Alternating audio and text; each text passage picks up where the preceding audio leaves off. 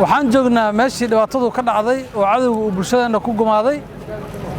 hadda waxaa la duminayaa dhismihii ugu dambeeyay oo aan ku tuhmayno in 7 qof ilaa 9 qof ay ku jirto meeshaan war badan kama furna howlna waa loo baahan yahay gurmad baaxad leh oo xoog lehna waa loo baahan yahay garab istaagga bulshadu ay muujiyaan inaan sii xoojinana waa loo baahan yahay garabkii dawladdana waa loo baahan yahay waxaan rabaa inaan meeshaan uga faa'iidaysto waxaan u jeedaan oo sidaan loo burburiyay waa ganacsigii Soomaaliyeed waxaan u jeedaan sarahan waa sarihii dadka Soomaaliyeed iyo hantidii Soomaaliyeed waxaan ka xumahay sidii ayaan dhaxay madaxweynuhuna sheegay ganacsatadu lacagta baadda oo cadawga khawaarijta ay siiyaan dadkana waa lagu gumaadaya iyaguna kuma badbaadayaan sarahan kalama jeedo hadda shirkadahan baa siiyay kalama jeedo laakiin ganacsiyadii Soomaaliyeed ee ganacsatada halkan saraha ku leh saas waxa uu burburiyay waa cadawgii lacagta baadda ay siinayeen waxaan fursadan uga faa'iideysanayaa walaalow ummadana badbaadiya naftiina badbaadiya hantidiina badbaadsada sharafta iyo qarannimadii ummadana badbaadiya khawaarijta lacag baada ha siinina diida waa ninkii xildhibaanka Cabdiraxmaan Awaasi hore u yiri haddaadna diidi karin xitaa weeraan telefoonada dansada oo guriina gala ama dabadda aada weeraan telefoonada dansada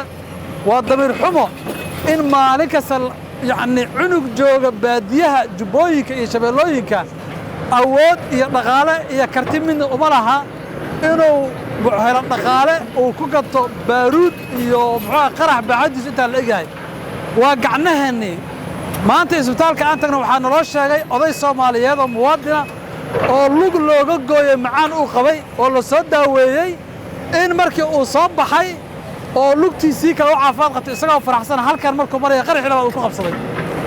ay sababtay lugtii kale in laga jaray annaga dagaalan ku jirnaa sidii dhowr marba hore u sheegay dagaal haddaan ku jirno annaga ma calacalayno mana ooynayno baaq iyo tacsiina diri mayno waa la dagaalamayna cadawga waa annaguna dagaalan kula jirnaa iyaguna dagaal inagula jiraan innagu hawdkan ku ceyrsanayna iyaguna waxay isku dayayaan markay hawdka ay ku soo jabaan inay magaalada soo galaan iyadana insha Allah ilaahay waxaan ka baryaynaa inuu nala garab galo waa ka shaqaynaynaa walaalayaal ummadda Soomaaliyeed gaar ahaan ganacsatada Soomaaliyeed walaalayaal khawaarijta lacag baada ha siinina dagaalan ku jirnaa sidii madaxweynaha oo sheegay maanta meel baxa oo la istaaga ma jirto waa laba arrimood inaad dawladnimada ka shaqayso oo dagaalka cadawga aan kula jirno aan garab siiso oo mid ah iyo mid labaad oo ah inaad qayb ka qaadato burburinta oo Soomaali iyo ummadii iyo aakhiro intaba lagu qoro inaad qayb ka qaadatay